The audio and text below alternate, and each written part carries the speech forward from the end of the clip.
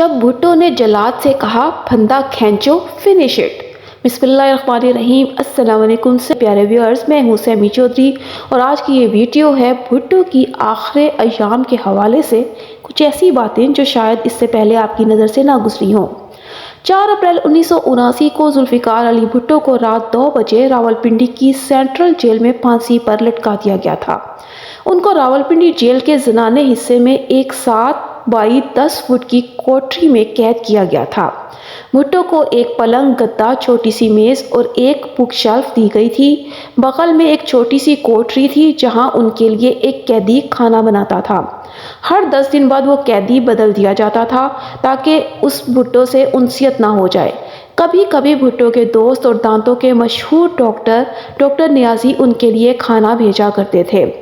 بھٹو کی زندگی پر کتاب لکھنے والے مصنف سلمان تاثیر، جن کا بعد میں قتل کر دیا گیا، اپنی کتاب بھٹو میں لکھتے ہیں: شروع کے دنوں میں بھٹو جب بیت الخلاء جاتے تھے تو ایک سیکیورٹی گارڈ وہاں بھی ان کی نگرانی کرتا تھا۔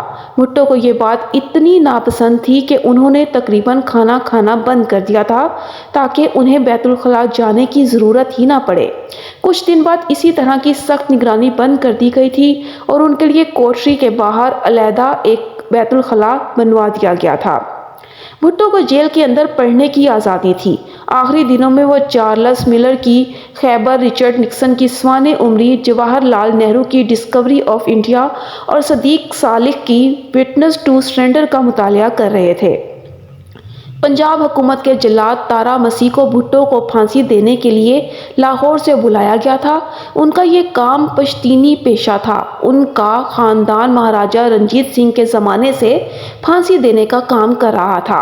اس وقت مسیح کی تنخواہ 375 روپے ماہانہ تھی اور ہر پھانسی دینے پر انہیں اضافی 10 روپے ملتے تھے۔ جیل میں رہتے ہوئے بھٹو مسلسل اپنے مسوڑوں میں درد سے بے حد پریشان تھے۔ ان میں پس بھی پڑ گئی تھی۔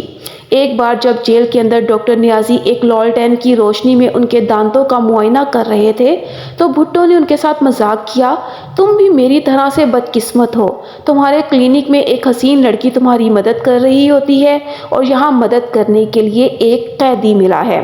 بے نظیر بھٹو 2 اپریل 1979 کی صبح اپنے بستر میں لیٹی ہوئی تھیں۔ تبھی اچانک ان کی والدہ نصرت بھٹو کمرے میں یہ کہتے ہوئے داخل ہوئیں: پنکی، گھر کے باہر جو فوجی ہیں وہ کہہ رہے ہیں ہم دونوں کو آج ہی تمہارے والد سے ملاقات کرنے جانا پڑے گا، اس کا مطلب کیا ہے؟ بے نظیر اپنی سوانح عمری ڈاٹر آف دا ایسٹ میں لکھتی ہیں: مجھے معلوم تھا کہ اس کا مطلب کیا ہے، میری والدہ کو بھی معلوم تھا، لیکن ہم دونوں اس کو قبول نہیں کر پا رہے تھے۔ اس کا ایک ہی مطلب تھا کہ ضیاء الحق میرے والد کا قتل کرنے کو تیار تھے۔ نصرت اور بے نظیر بھٹو کو ایک شیورلیٹ کار میں راولپنڈی جیل لایا گیا۔ تلاشی کے بعد انہیں بھٹو کے سامنے لے جایا گیا۔ ان کے درمیان 5 فٹ کی دوری رکھی گئی۔ بے نظیر لکھتی ہیں: میرے والد نے پوچھا تھا کہ گھر والوں سے ملاقات کے لیے انہیں کتنا وقت دیا گیا ہے۔ جواب آیا: آدھا گھنٹہ۔ میرے والد نے کہا کہ لیکن جیل کے قوانین کے مطابق پھانسی سے پہلے خاندان والوں سے ملاقات کے لیے 1 گھنٹہ ملتا ہے، لیکن اہلکار نے جواب دیا کہ مجھے ایسی ہی ہدایات موصول ہوئی ہیں کہ آپ کو صرف آدھا گھنٹہ دیا جائے۔ وہ زمین پر ایک گدے پر بیٹھے تھے کیونکہ ان کی کوٹری سے ان کا میز، کرسی اور پلنگ ہٹا دیے گئے تھے۔ بے نظیر مزید لکھتی ہیں: انہوں نے میری لائی ہوئی کتابیں اور میگزین مجھے واپس کر دیے۔ میرے والد نے مجھ سے کہا تھا کہ میں نہیں چاہتا کہ میرے مرنے کے بعد وہ لوگ انہیں ہاتھ لگائیں۔ انہوں نے مجھے ان کے وکیل کے دیے ہوئے کچھ سیگار بھی واپس کیے۔ وہ کہہ رہے تھے کہ شام کے لیے میں نے ایک سیگار بچا کر رکھا ہے۔ انہوں نے شالمیار کلون کی ایک شیشی بھی اپنے پاس رکھی ہوئی تھی۔ وہ مجھے اپنی شادی کی انگوٹھی دے رہے تھے لیکن میری والدہ نے انہیں روک دیا۔ اس پر انہوں نے کہا: ابھی تو میں اسے پہن لیتا ہوں لیکن بعد میں اسے بے نظیر کو دے دیا جائے۔ تھوڑی دیر بعد جیلر نے آ کر کہا کہ ملاقات کا وقت ختم ہو گیا ہے۔ بے نظیر نے کہا کہ کوٹری کو کھولیے، میں اپنے والد کو گلے لگانا چاہتی ہوں، لیکن جیلر نے اس کی اجازت نہیں دی۔ بے نظیر مزید لکھتی ہیں: میں نے کہا پلیز، میرے والد پاکستان کے منتخب وزیر اعظم ہیں اور میں ان کی بیٹی ہوں، یہ میری آخری ملاقات ہے اور مجھے ان کو گلے لگانے کا حق ہے، لیکن جیلر نے صاف انکار کر دیا۔ میں نے کہا گڈ بائے پاپا۔ میری والدہ نے سلاخوں کے درمیان ہاتھ بڑھا کر میرے والد کے ہاتھ کو چھوا۔ ہم دونوں تیزی سے باہر کی جانب لپکے۔ میں پیچھے مڑ کر دیکھنا چاہتی تھی لیکن میری ہمت جواب دے گئی۔ جیل سپرنٹینڈنٹ یار محمد نے انہیں کالا وارنٹ پڑھ کر سنایا جسے انہوں نے چپ چاپ سنا۔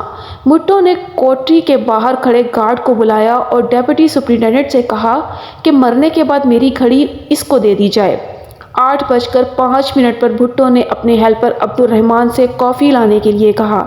انہوں نے رحمان سے کہا کہ اگر میں نے تمہارے ساتھ کوئی بدسلوکی کی ہو تو اس کے لیے مجھے معاف کر دینا۔ سپریم کورٹ کی جانب سے ان کی رحم کی اپیل مسترد کیے جانے کے بعد ان کا ریزر اس لیے واپس لے لیا گیا تھا کہ کہیں وہ اس سے خودکشی نہ کر لیں۔ سلمان تاثیر لکھتے ہیں، بھٹو نے کہا مجھے داڑھی بنانے کی اجازت دی جائے، میں مولوی کی طرح اس دنیا سے نہیں جانا چاہتا۔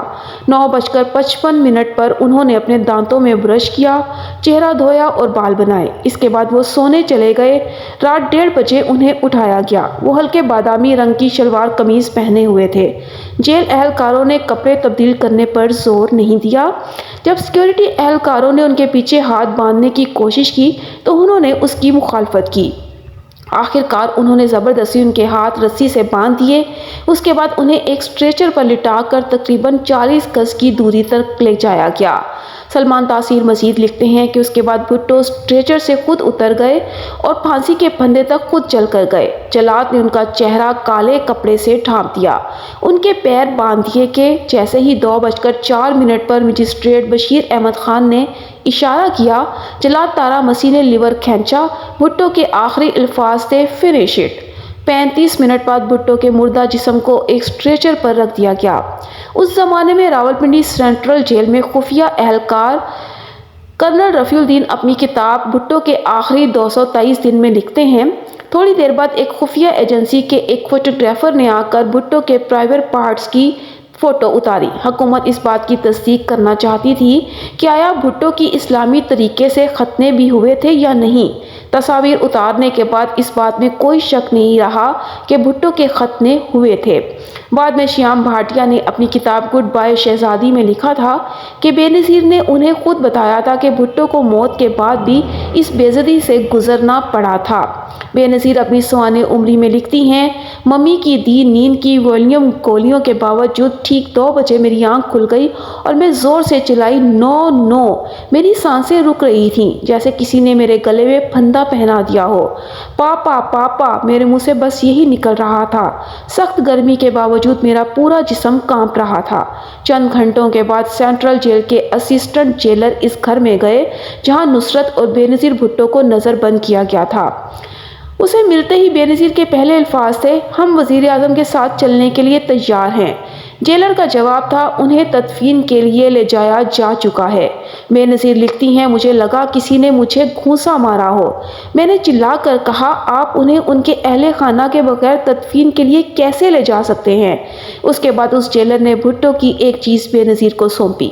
بے نظیر لکھتی ہیں، اس نے مجھے پاپا کی شلوار قمیض دی جو پاپا نے مرنے سے پہلے پہن رکھی تھی۔ اس سے شرمیال کلون کی مہک ابھی تک آ رہی تھی۔ پھر اس نے ایک ٹفن باکس دی جس میں انہیں گزشتہ 10 دنوں سے کھانا بھیجا جا رہا تھا جسے وہ کھا نہیں رہے تھے۔ اس نے ان کا بستر اور چائے کا کپ بھی مجھے دیا۔